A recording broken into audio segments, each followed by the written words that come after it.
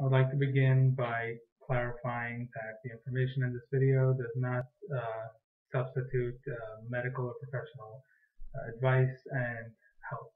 That said, this video is actually a response to a question raised by a number of viewers regarding um, dealing with and coping with friends, relatives, loved ones, coworkers, etc. with a delusional disorder. So to first, before I can address that question, I would like to just explain the two types of brain disorders. The first is organic, where there's a physical injury or disorder to the brain itself. When that happens, there's not much that can be done to correct that at this stage in medical advancement, but there are medications to help cope with the effects of that damage and to help alleviate the suffering that the individual is experiencing as a result of the physical brain damage. The other type of brain disorder is an adaptive brain disorder. That's where the brain develops a disorder for the sake of helping the person survive and be free of pain and discomfort. So sometimes that adaptation that the brain engages in is in and of itself discomforting. So to be more specific, the brain is designed to cause an individual to seek out food for purposes of energy, nutrition, and fat storage in case of famine. Now, if the person is overweight, the brain does not adapt to that, to the fact that the person is overweight, and it continues on its mission of driving the person to seek out food, even to the point where it results in diabetes, heart disease, and other obesity-related illnesses. There are also that's where the brain the brain will then adapt once the person has diabetes, and when the sugar is no longer entering the cells because of insulin resistance, the brain will adapt by receiving the signal that there's too much sugar in the blood, that there's no sugar in the cells, and will increase the amount of sugar in the blood. Once it does that, the person and there's too much sugar in the blood, the brain will get that signal. It will then increase the person's thirst. Once the person drinks a lot, the person will urinate a lot to try and eliminate that excess sugar. But at the same time, the brain will continue to drive the person to seek food and to store fat, which is what caused the disease to begin with, and perpetuates the disease after the fact. So the brain is constantly adapting, but it's also very hyper-focused and very pre-programmed and primal to follow its mission of keeping the person alive, healthy, safe, and free of discomfort. And it's the freedom from discomfort that results in many cases in delusional disorders. So that's where, so an example would be where a person is feels extremely low, they're extremely small and extremely worthless. So that feeling is very painful and uncomfortable. So the brain will adapt to protect the person from the uncomfortable feeling of worthlessness by providing the person with a sense of grandiosity, and the person can start to feel more important than they actually are, and or may begin to feel that the world possibly revolves around them, which can then lead to paranoid delusions when the person believes that people are watching or listening to them and hearing what they think. But that all stems from a grandiose delusion or delusional disorder, grandiose type, where the person believes that people either notice or care about that individual, and that's the brain's way of protecting the person from the uncomfortable feeling of feeling worthless. So it's actually the brain's adaptive qualities that is actually resulting in a maladaptive behavior of delusional disorder. But so again, it's stemming from the brain's attempt to adapt and protect the person from emotional pain of feeling worthless. Another type of disorder is a somatic disorder, where another type of delusional disorder is a somatic type, where the person believes that they have an illness or that their body is invaded with microbials, that they have some kind of disease that doctors have been unable to diagnose.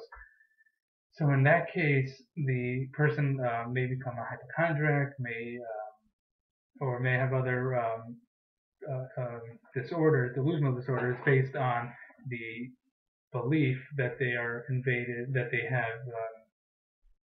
have some kind of physical ailment.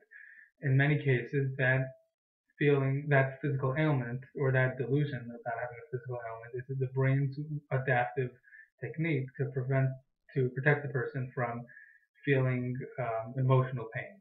And science has shown that when given the choice between experiencing emotional pain or physical pain, the brain will opt for physical pain as a protective against emotional pain. And the way it's protective is when a person is hyper-focused on a physical illness or physical pain, the brain cannot focus on the emotional aspect or the emotional pain.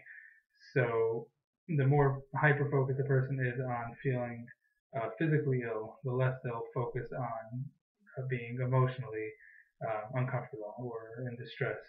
And that's because the brain can only focus on one thing at a time. It can either be anxious or relaxed. It can focus on physical pain or emotional pain. The brain is not infinite and cannot focus on more than one major task at a time. And science has shown that even when a person is multitasking, they're actually alternating between one task and the other, as opposed to doing more than one task simultaneously. That said, so if a person has a somatic disorder, they're going to focus on believing they have an illness that they most likely don't have. So how do we cope with hypochondria or somatic somatic delusions? So my technique is not so much focusing on the medication side, where in fact with somatic disorder delusion, medication usually is counterproductive, because the individual who has a somatic delusion is very likely to be paranoid about the side effects of medication, and to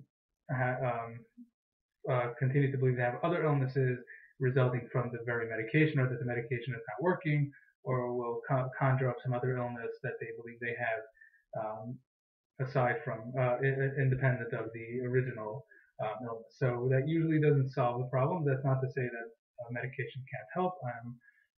Each individual should consult with their own medical professional.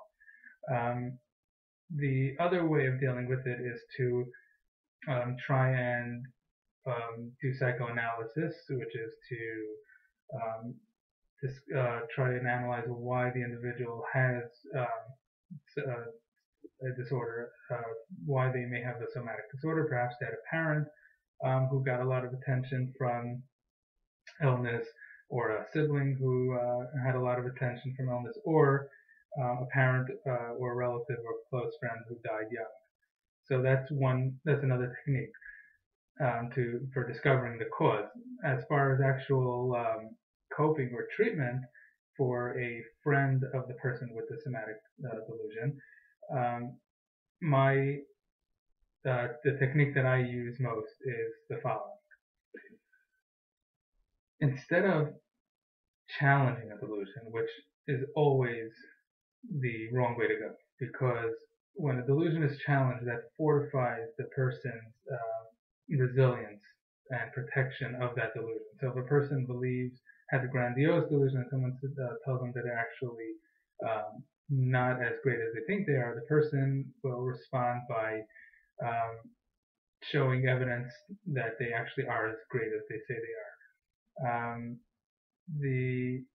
And if a person has a somatic delusion, where the person believes they have an illness and someone tells them it's all in their head, then they're just going to respond by challenging that and insisting that they feel what they feel and that they're not crazy and that they really are sick and that the medical equipment and diagnostic testing is faulty and the doctor is incompetent. So the only way that I believe a person can work and cope with a loved one with somatic delusion is by turning the delusion into an option. And by that I mean as follows. A person with a somatic delusion approaches a loved one and says that they see a mark on their skin, and they begin to panic and believe that they have skin cancer. They are convinced of it, they need to see a doctor right away, and they're panicking, and there's no talking to them. We're talking them out of it. In that case, to tell the person it's not skin cancer, they're just going to say you're not a doctor. You don't know. And until it's confirmed, I don't know either. And the fact is, you don't know. So the way to calm the person down is to do the following. You tell the person, look, you have a brown mark on your skin. The doctor's office is closed now. They're not going to be open till Monday. And we're assuming it's a Friday night. You believe it's skin cancer. Okay, that's one option. Another option is it's a freckle you haven't seen before. Another option is it's just a mole that's not cancerous. Another option is that it can be a cancerous mole that can be removed and it's benign. It's the most common and type of skin cancer that's not deadly and easily removed and cured. It could be precancerous. It could not be there by the time the doctor's office opens. So there are many options to what that mark can be. And the delusion that the person believes in, or that it's the worst case scenario, because the tendency of a person with a delusion, a somatic delusion, is to catastrophize and just imagine the worst case scenario. It now became one option, and it's the worst option, but there are many other options that are not as bad. So now, although we're not challenging the person and telling them that what they are concerned about is not true, we're instead telling them that it's one option of many. And the same would go for a person that has chest pain. It can be a heart attack. It can be a pulled muscle. It can be a pulled rib. It can be many things. The person with the somatic delusion will immediately assume it's a heart attack, but the way to help cope and help them relax is by telling them that a heart attack is in fact, validate their belief, because in fact it is a belief and it is possible, also a possibility. You tell them that it is possible that it is a heart attack, and that is the worst case scenario, but it may also be many other things. And of course, appropriate action needs to be taken if in fact it's an emergency or something that needs to be looked at. But at least it can help cope with the person's distress by turning their delusion into an option. Another way of turning it into an option is with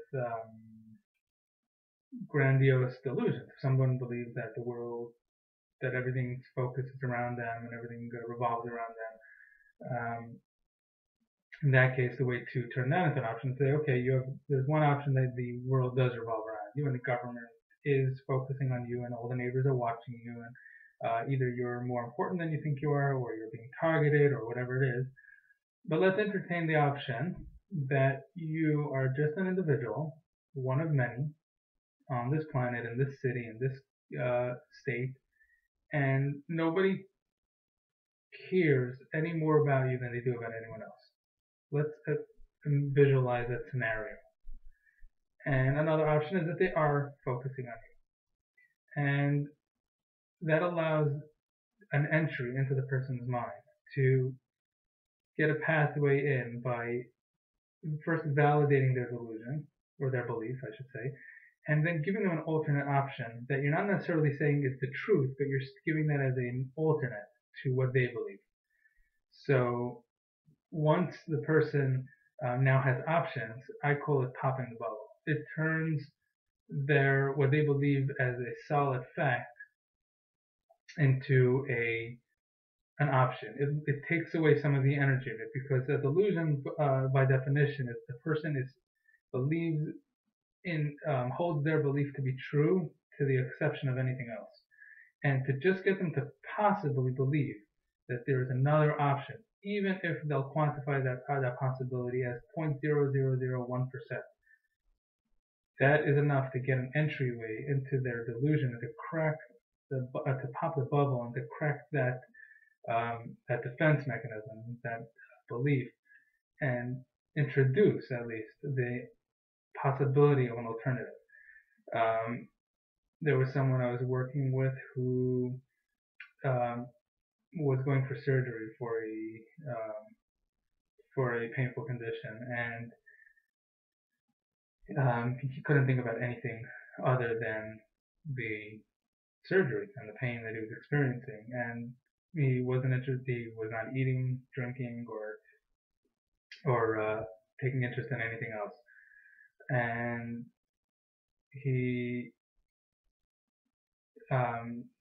while dealing with him, the way to work with him was I sat with him at a meal with him and another person who was actually going for surgery as well for a chronic painful condition.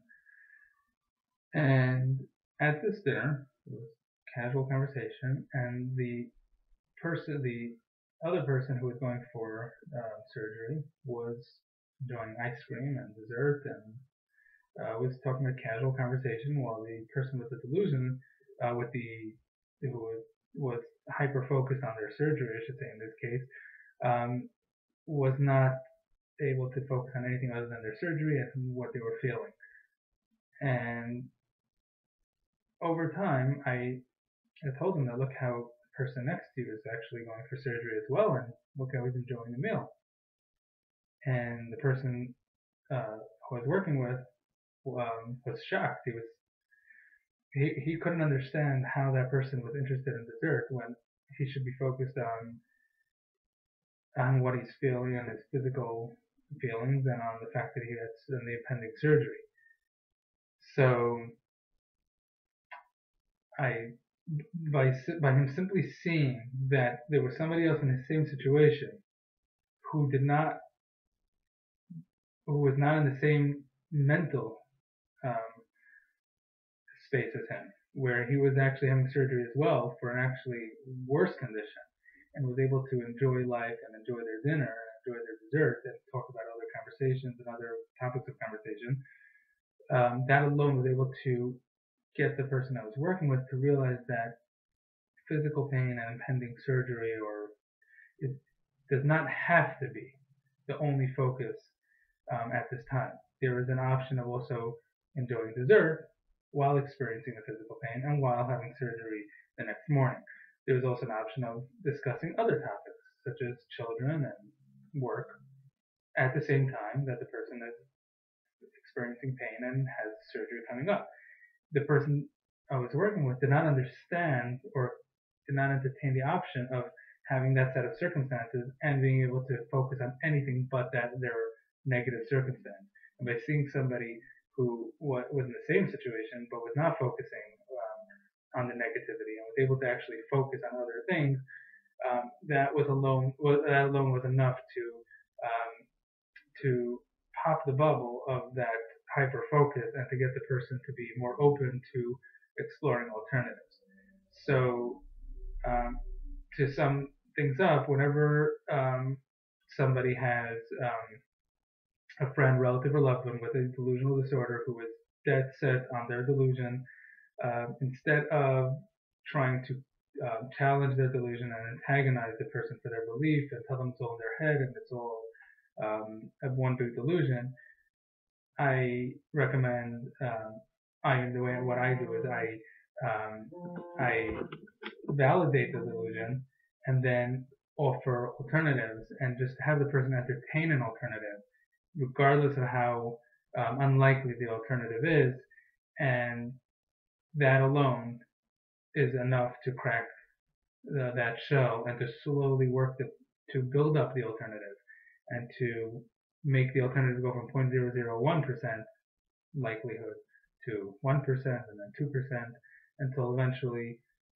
the delusion becomes less of a likely scenario and more of an option, a possibility equal to all other possibilities until proven otherwise.